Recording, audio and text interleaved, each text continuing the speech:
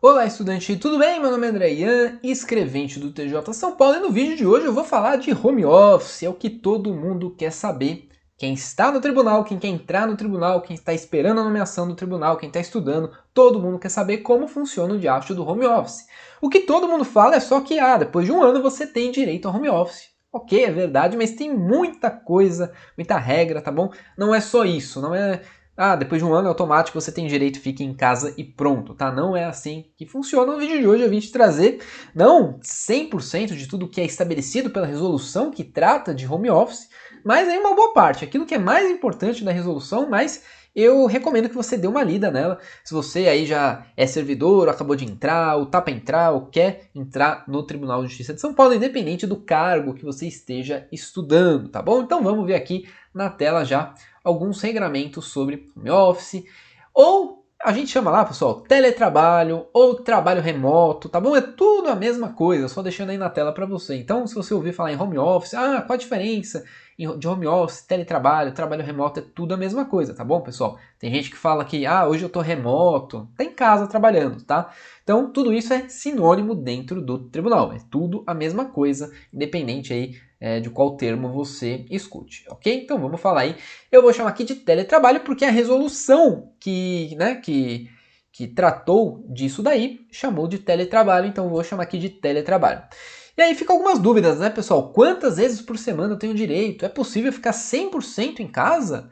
Pode morar fora da cidade? Vou perder algum benefício? É possível que seja vedado o teletrabalho por algum motivo? Então são muitas perguntas aí muitas dúvidas, né, que o pessoal tem sobre isso. Eu vou tentar esclarecer algumas aqui até antes de mostrar a resolução para vocês.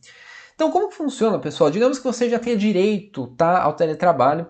Quantas vezes por semana você vai ficar? Isso daí, pessoal, vai variar sempre, não tem como de unidade para unidade, de cartório para cartório, seja judicial, administrativo, de distribuição judicial, se for algum departamento ligado à presidência, primeira instância, segunda instância, vai variar sempre de acordo com a unidade. Se você for trabalhar no gabinete de algum juiz, vai depender do juiz que você trabalha, tá? Então isso é muito variável, não tem como, assim, te falar quantas vezes vai ser. O que eu posso te falar é que tem de tudo. Lá na minha unidade a gente já ficou, por exemplo, durante um mês, uma semana a gente ficava em casa e o restante do mês, 3 semanas, a gente ficava presencial. Já vi gente que trabalha um mês em casa e o próximo mês presencial, e aí vai revezando. Já tem setor que trabalha alguns dias por semana, então 2 ou 3 dias por semana vai revezando, então um vai ficando em casa num dia, outro no outro dia, isso tudo, né, em um planejamento, em um cronograma. Então é possível de várias formas, tá? Tem gente que, se eu não me engano, já ouvi até falar que tem gente que faz 3 meses direto em casa, depois 3 meses direto presencial. Então, é um negócio que varia muito, vai depender do gestor da sua unidade, daquilo que for acordado, ok? É possível ficar 100% em teletrabalho, pessoal? É possível sim, tem gente que fica 100% em teletrabalho. Possível morar fora da cidade? Sim, tem dispositivo da resolução que fala que tem essa possibilidade, certo? Você tem que requerer, né? Não é automático. Tem gente que eu já vi muito escrevente que mora, sei lá, em Recife e trabalha para o Tribunal de Justiça de São Paulo, tá? E tá morando lá, não é que tá de férias, não. Tá morando lá e nunca vem presencial, nunca, tá? Então tá sempre lá remoto. Você perde algum benefício? Eu já vou te explicar. Se você já viu o vídeo do auxílio transporte que eu falei, você vai ver que perde só o auxílio transporte, tá? Possível que seja vedado o teletrabalho por algum motivo? É possível também. Então vamos ver aqui o que a resolução diz. A resolução é 850 de 2021. Tudo tem muitas resoluções, portarias que é recente no tribunal, tá? Mudou vários direitos ou regras, tá, para o escrevente ou todos os servidores do tribunal, então é bom que você esteja sempre atualizado. Então ele regulamentou o regime de teletrabalho no âmbito do TJ São Paulo, essa resolução aí 850 de 2021. Então, o que é teletrabalho? Né? Então, primeiro ele dá a definição. Entende-se por teletrabalho a realização das atividades funcionais dos servidores ou magistrados fora das dependências físicas das unidades do Tribunal de Justiça de São Paulo, né? Por meio de ambiente virtual. Então, isso é o teletrabalho, que é o home office, enfim, você já entendeu que independente aí da terminologia. São objetivos do teletrabalho, pessoal: reduzir tempo e custo de deslocamento, promover mecanismos de motivação, aumentar a produtividade, contribuir para a melhoria de programas socioambientais, ampliar as possibilidades de trabalho, com quem tem dificuldade no deslocamento, propiciar uma melhor qualidade de vida. Então, você tem aí alguns objetivos do teletrabalho, tá? É aquilo que se ganha com o teletrabalho, seja o tribunal ou o servidor, ok? Artigo 3º, pessoal, fala que o regime de teletrabalho, contanto que exercido de acordo com as regras, obviamente, dessa resolução, assegurará a quem realize os mesmos direitos do regime de trabalho presencial, inclusive auxílio alimentação, exceção feita ao auxílio transporte. Então, quem trabalhar em casa, de quem trabalhar presencial, vai ser exatamente tudo igual, pessoal, exceto o auxílio transporte. Você não usou para o seu deslocamento, certo? Então, você não vai receber aquele dia de auxílio transporte. E no caso, o tribunal sempre te paga antes, tá? O auxílio transporte. E aí, se você, então, trabalhou em casa, no segundo mês subsequente, você vai ter o desconto da quantidade de dias que você ficou em casa, certo? Essa é a regra. O regime de teletrabalho não será permitido se implicar qualquer despesa ao Tribunal de Justiça. Então, o teletrabalho nunca pode ter despesa para o tribunal, tá? Você vai ver mais algumas coisinhas sobre isso que eu vou te mostrar agora. Servidores e magistrados em regime de teletrabalho deverão, às suas expensas e sob a sua responsabilidade, providenciar o quanto necessário para integrar o desempenho de suas atividades funcionais à distância, incluindo, exemplificadamente, mesa, cadeira, estante, computador, tela, enfim, pessoal. O tribunal ele não vai te fornecer nenhum computador, nenhuma cadeira, mouse, teclado, não vai te fornecer, tá? A resolução que veio para regulamentar isso, inclusive você viu que tirou o tribunal qualquer custa sobre você poder trabalhar em casa, tá? Então é tudo sob sua responsabilidade. E além disso, alguns detalhes, você precisa ter uma internet que dê para você realizar o serviço, por exemplo, né? Enfim, tudo que você precisar, que você tem presencial, impressora, se você precisar, você vai precisar ter em casa, tá? Senão, não vai ser autorizado esse teletrabalho, tá? Então, você precisa ter tudo à sua disposição na sua casa e, infelizmente, realmente o tribunal ele não te reembolsa, tá? Eu, por exemplo, desde quando começou, depois da pandemia, o teletrabalho, eu já tive que trocar 2 vezes de notebook, tá? Porque quebrou, pifou de uma hora para outra, tela quebrou, enfim, ele parou de funcionar fora da tomada e ficou ligado na tomada direto, aí mexia um pouquinho, desligava, então eu tive que providenciar as minhas custas, certo? Comprar outro notebook, o tribunal não vai te reembolsar, que fique bem claro isso, tá? Então, se você quiser o teletrabalho, tá? Você tem que estar ciente de tudo isso. Do regime, então, de teletrabalho, capítulo 1. O presente capítulo aplica-se, é importante, aos escreventes, assistentes judiciários e assistentes jurídicos. Então ele cita aí 3 cargos, ó, escrevente, assistente judiciário e assistente jurídico. Você vê que ele não cita psicólogo, assistente social, contador, oficial de justiça, principalmente. E aí, pessoal, não se que até está escrito psicólogo embaixo, né? Em segunda instância, bem como os psicólogos e assistentes sociais do setor técnico, tá? Mas isso é bem específico. O psicólogo ele até cita, ó, psicólogo e assistente social, mas contador ele não cita nem oficial de justiça, nem alguns outros cargos que tem dentro do tribunal. Por quê, né, pessoal? Porque algumas atividades de alguns cargos, por exemplo, oficial de justiça, é predominantemente externa, tá? Então ele já não fica nas dependências do tribunal. Então ficou meio complicado você autorizar o trabalho remoto, porque ele também não vai trabalhar em casa, ele está trabalhando na rua, né? E tem outros cargos, por exemplo, agente de segurança judiciário, que é um concurso que não tem há mais de 10 anos no tribunal, que é o motorista do juiz, do desembargador, ou às vezes ele leva servidores ou alguns materiais de um lugar para o outro, né? É um motorista. Esse agente de segurança também ele faz uma atividade externa, não tem como ter um trabalho remoto para ele, ok? Mas mesmo assim, pessoal, tem um inciso aí, um artigo específico que fala que mesmo que não seja um desses cargos previstos aí, você pode entrar com um pedido, dependendo aí, lógico, da situação específica de cada pessoa, aí a presidência do tribunal vai avaliar se é possível realizar algum outro tipo de serviço, ok? Mas, no geral, aí, escrevente, assistente judiciário ou jurídico, né, que é de primeira e segunda instância, e até aí psicólogo, assistente social, é que psicólogo, assistente social muitas vezes precisa ir presencial também, né, pessoal, para fazer o trabalho que é específico desses 2 cargos, por isso que eu tô falando que também não não costuma ser muito comum que esse pessoal faça trabalho remoto também, ou eles precisam sempre com uma periodicidade maior, de repente, estar presencial. certo? Parágrafo 1º aí, eu estou trazendo alguns dispositivos esparsos, tá? Não é tudo que eu estou trazendo, mas a participação do servidor será informada à SGP em até 10 dias da autorização mencionada nesse caput, tá?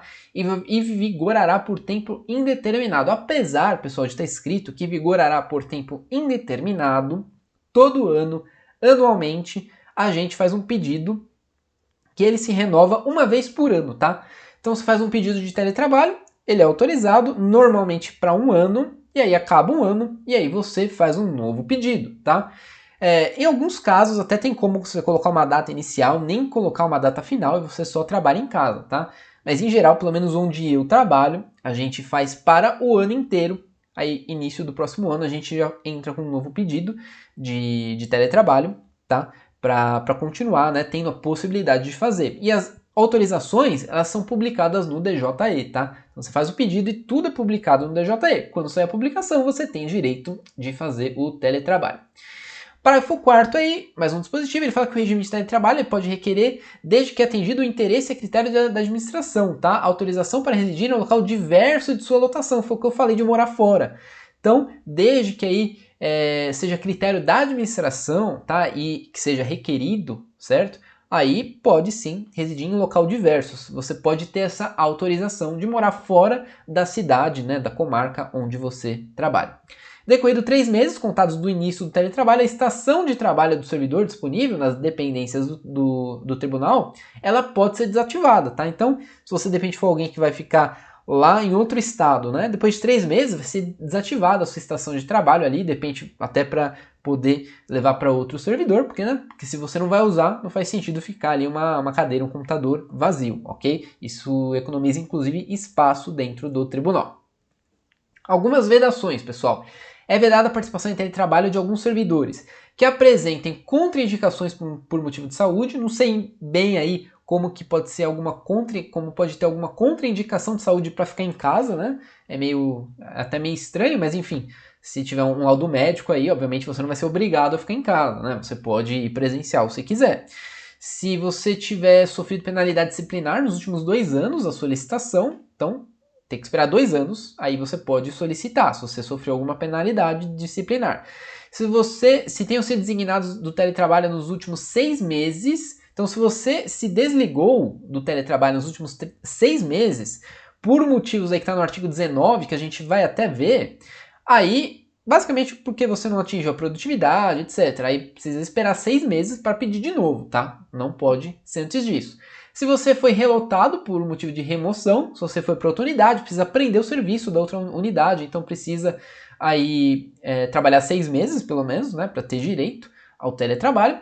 Não tem alcançado o conceito positivo, então tem avaliação periódica todos os anos dos servidores. Se não alcançou o conceito positivo, aí você não vai poder. Ou se você está aí no primeiro ano do estágio probatório, que é o servidor novo que acabou de entrar, que é a única informação, na verdade, que todo mundo sabe, né? Se você acabou de entrar, você não vai poder fazer o teletrabalho, né? Tem que esperar 1 ano. Com exceções que eu já falei em outros vídeos, por exemplo, se você fazer um plantão que é num sábado, um domingo, você, mesmo de 1 ano, você pode fazer o plantão em casa, remoto, tá, pessoal? Existe essa possibilidade, porque a autorização do plantão é uma coisa à parte do teletrabalho. Teletrabalho, isso daí a gente está falando só de dias úteis, ok? Artigo 18. A produtividade do servidor em teletrabalho deverá ser superior à produtividade aferida na atividade presencial, pessoal. Então, em casa, você precisa ter uma produtividade maior, tá? Então isso aí pode ser aferido pelo gestor, pelo seu chefe da unidade. Em casa você vai precisar ter uma produtividade maior, senão você pode ser desligado do teletrabalho. Em caso de cessação do teletrabalho, terá o prazo de 5 dias para o retorno ao presencial, tá? Então se por algum motivo você perdeu o direito de ficar em casa, você tem 5 dias úteis para voltar ao trabalho presencial. O servidor será desligado do teletrabalho. O artigo 19 foi o que a gente viu, que citou lá o inciso 4º aí, né? Que é pelo não atingimento de metas e não cumprimento das regras estabelecidas nessa resolução, aí você vai perder o direito igual eu te mostrei anteriormente. Mas além disso, você pode ser desligado do teletrabalho a qualquer tempo por pedido pessoal, obviamente, se você quiser, e presencial você vai, em decorrência de finalização ou descontinuidade do trabalho na sua unidade. Às vezes a sua unidade ela perdeu o direito de fazer o teletrabalho. Então se a sua unidade perdeu o direito, você também perdeu.